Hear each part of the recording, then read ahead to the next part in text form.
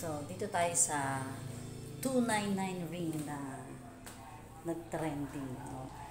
So, para sa akin kasi, yung 299 ring na ibibigay nung boyfriend or yung karelasyon mo sa'yo.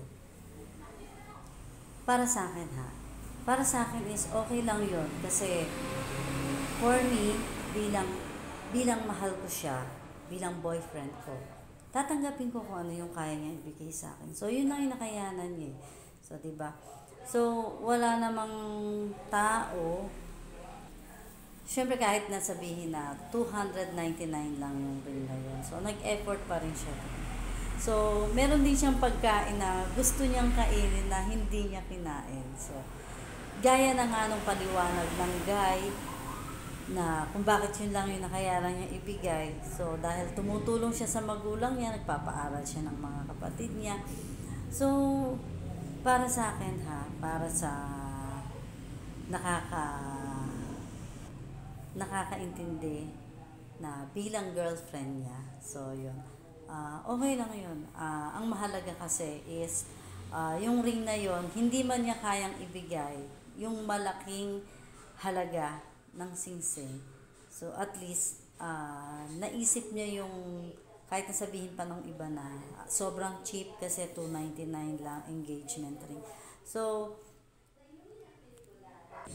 yun, dapat maintindihan naman natin. Inuuna lang niya yung obligasyon niya sa pamilya niya. So, bilang nakatatandang kapatid siguro. So, ganun. Para sa kanya is, so, yung singsing na yun is ibinigay niya sa girlfriend niya as a promise ring.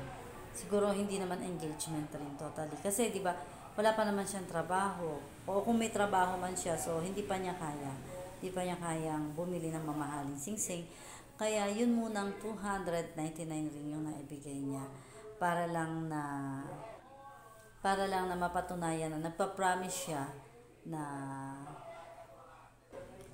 or para mapatunayan or maipakita niya sa girl na iyon pa lang yung kaya niyang ibigay. So, diba? So, nasa sa babae na lang yun talaga kung kaya niyang i-accept. So, for me, bilang naiintindihan ko yung sitwasyon ng isang guy, dahil mahal ko naman, so, tatanggapin ko. Para sa akin, hindi pa tapos ang mundo, hindi pa katapusan, marami pang mangyayari. So, malay natin, di ba? Pagdating ng panahon, pag kaya na niyang bumili, higit pa doon yung kaya niyang ibigay.